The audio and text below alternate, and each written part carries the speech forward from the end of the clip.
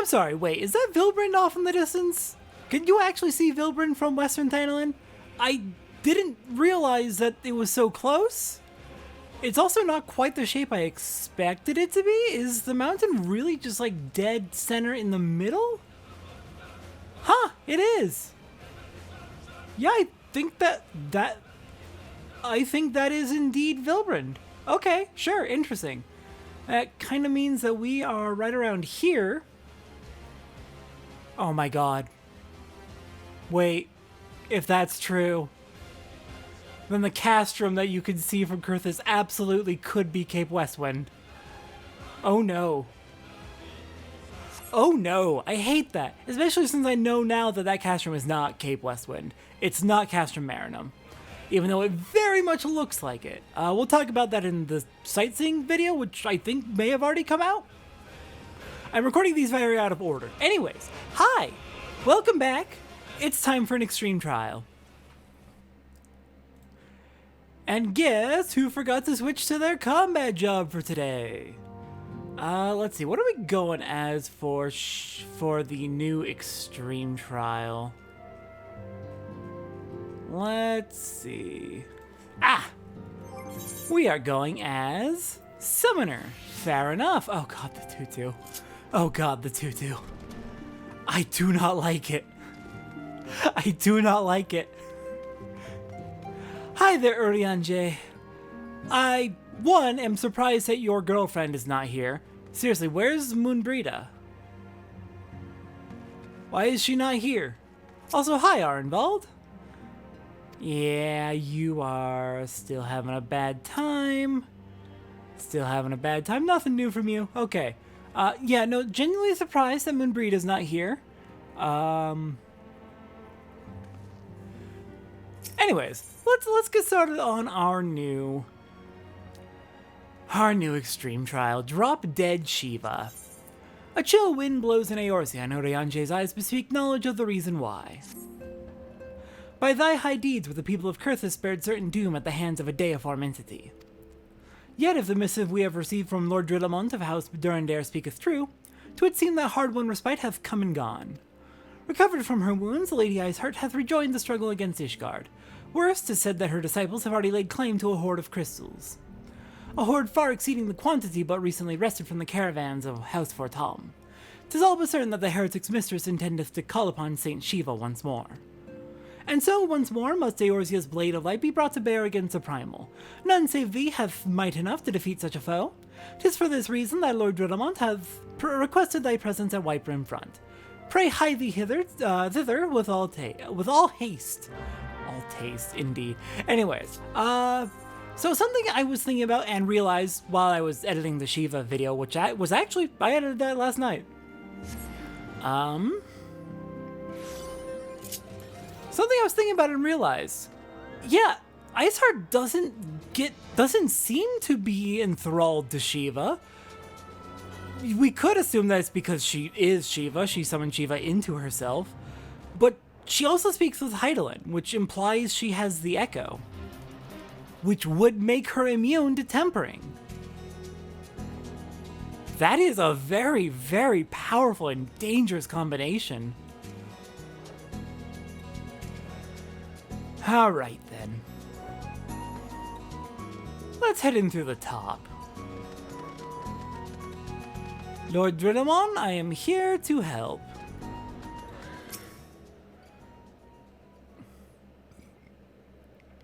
My gratitude for your timely return, Sator. Would that it were under better circumstances. Our efforts to contain the heretic threat in the Western Highlands beyond Snowcloak have suffered a grievous setback. In order to support expeditions further afield, we sought to establish an outpost in the heretic's former fortress. Under guard, our craftsmen began the necessary improvements, and for a time all proceeded according to plan. The building work had scarce begun when Iceheart's minions descended upon the fortress from all directions. If I were to guess, I would say that they deliberately delayed their attack until sufficient supplies had been delivered to their doorstep. I do not begrudge my men their decision to flee. By all accounts, it would have been a slaughter. Any survivors condemned to a fate worse than death at the hands of their leader. However, by abandoning our crystal stores, we have given the heretics the means to summon their patron saints. I beseech you, Sator, slayer of the gods of beastmen, who vanished once before the demon who threatens us now. Lend us your strength. Infiltrate Snowcloak and put an end to Iceheart's machinations. I can do that. Thank you, my friend. Though I pray you stop her before she completes her ritual, I have faith you can defeat Shiva should it come to that. One of Sir Amaric's temple knights awaits you at Snowcloak. He shall guide you through secret tunnels to the Aetherite at the heart of the Heretics' fortifications. Once you may gain entrance to Iceheart's sanctuary as before. Alright then, I'll meet you at Snowcloak. Let's go deal with Shiva once more. Is anyone surprised she's back? Hello there from my temple knight friend. It is an honor, madam. When you are ready, I shall lead you through the tunnels to the Aetherite. We shall not be troubled by heretics or beasts along the way, so you may concentrate solely on the task at hand. May the Fury grant you the strength to strike down that heathen witch once and for all. Alright then. I'll be back in a little bit with my party to take on Shiva Extreme. I believe we're going to be doing a minimum item level with Echo. I don't think we're going to go for full mine yet. Because we have not been able to clear a mine since Garuda. So probably going to hold off on doing Shiva on mine until we're able to clear all the previous extremes on mine. Anyways, I'll be back with my party in a little bit to take care of her on minimum eye level, probably yes Echo. And it will be post-commentary once again, just so we can focus on the fight. We're going to start using voice chat between ourselves, which we're not sharing, in order to coordinate our efforts a little bit better. And it'll also just be easier to cut up the fight so that we focus on the interesting bits and not the countless failures. See you in a bit. Alright, we are back. We've got our party ready. Let's get going. This is actually our second lockout of attempts. We did for 1 hour a week prior to this, and we got really close. We got it down to like 5% and just couldn't quite make it, and people were feeling a little bit exhausted at the end, so we saved it for the next week to finish it properly. So let's hop on in, and we'll start talking about mechanics.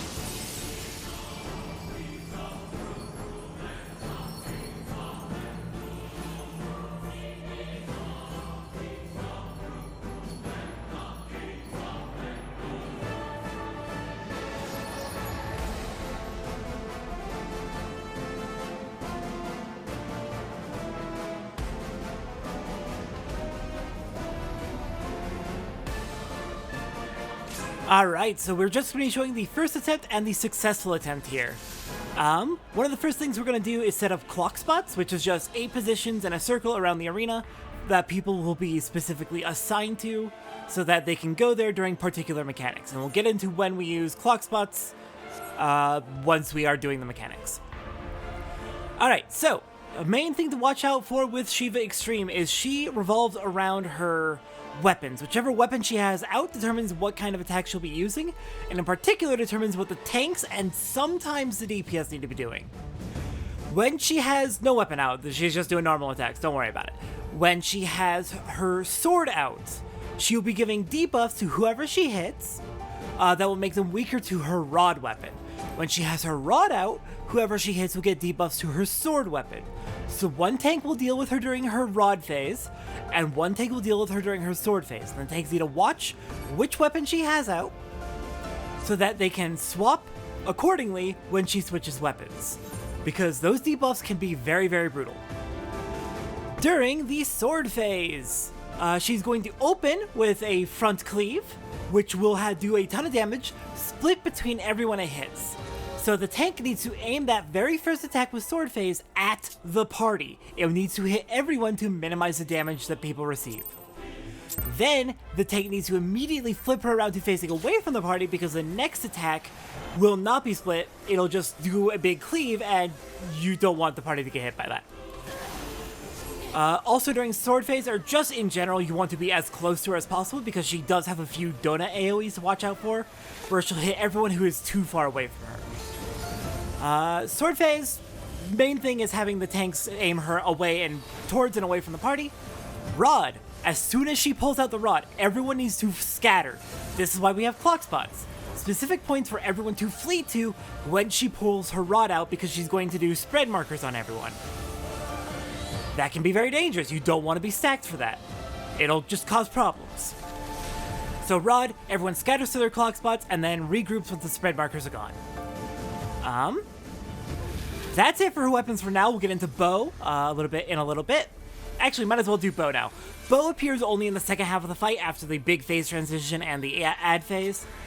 When she pulls out bow, she's going to do a massive attack to everyone except for in a small cone behind her.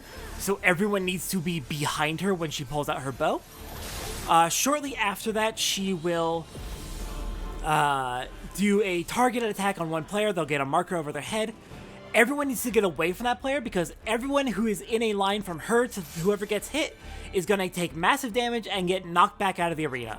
The person who is targeted should probably use an anti-knockback like Arm's Length or Surecast to protect themselves from the knockback. Okay, that's it for her weapons. That's the main things, mostly just stay close to her, tanksy to aim her, and scatter on rods. And get behind her on bow for at the start of bow. In terms of actual attacks, a lot of her attacks are fairly readable. During the first half of the fight, she will have the big AoEs covering the middle, and then 7 out of the 8 clock spots around the arena, so there'll be like either one cardinal direction or one intercardinal direction, so like either north or northeast or southeast. One of those directions will be safe, and you need to get there as soon as possible, or you are in trouble. It is very, very hard to read though, so just because of the colors of the arena. So if you can't figure out which spot is safe, just make sure you're only getting hit by one of the circles. This is the attack I'm talking about right here. In the second half of the fight, it'll be either cardinal safe or intercardinal safe. It'll never be only one safe because she starts mixing in the rod ability where you have to spread out at the same time, and that would be too mean. It would be impossible to dodge. What else to worry about? Second phase of the fight, or after the phase transition, she can turn the arena to ice. Try not to be moving as much as possible so that you don't slip off the arena. Ad phase is the same as before. If you don't kill all the ads in time, she will just kill the party on her phase transition. Most of her attacks beyond that are fairly readable. I think I've got almost all of them. There's one attack where she will put timed AoEs starting in the middle and then in sequence around the outside of the arena. You need to find which spot she's going to hit last. Go there. Then once the middle is safe, move back to the middle and stop moving because there's a good chance she'll freeze the arena after that. I think I have now covered all of her attacks. Or at the very least, I've covered the bulk of her attacks. She'll start like combining different mechanics in the second half of the fight. The mechanics will be a little bit simpler than they were in the first half, but since they're combined, that makes them harder again. So really, yeah, it's just a matter of like recognizing what she's doing and mixing and matching strategies to adapt to whatever she is combining to make your life hell. So, enjoy the rest of the fight.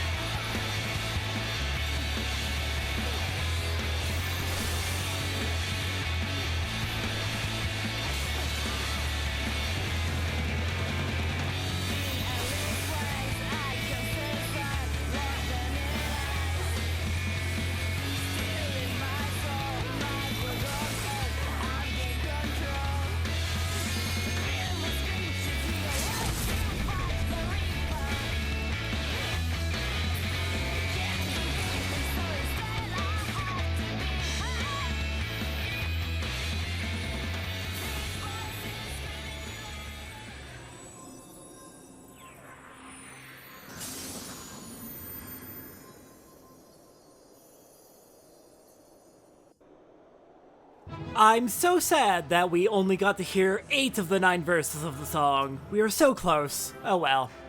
Good run, very good run. I did panic at one point. She pulled out the bow. I forgot to get behind her. I immediately got tripped up because there was a lot happening, and I thought she was targeting me for the avalanche, which is the knockback ability.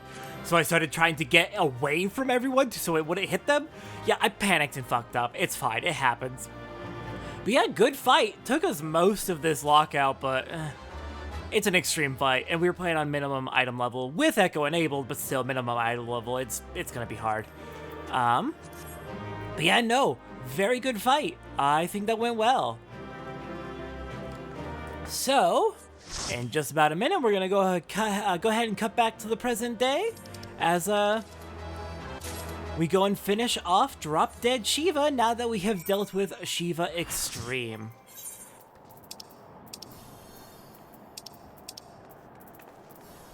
Alright, we are back. I think that went pretty well. We did 1 lockout on the first day, got her down to about 5% HP before dying. Then people were, for reasons beyond anyone's control, people had to dip. So we took a break, came back 1 week later, and cleared her after 45-ish minutes? Not too bad on minimum eye level. Eventually we'll go back and do all these fights on mine difficulty, but that'll come when it comes.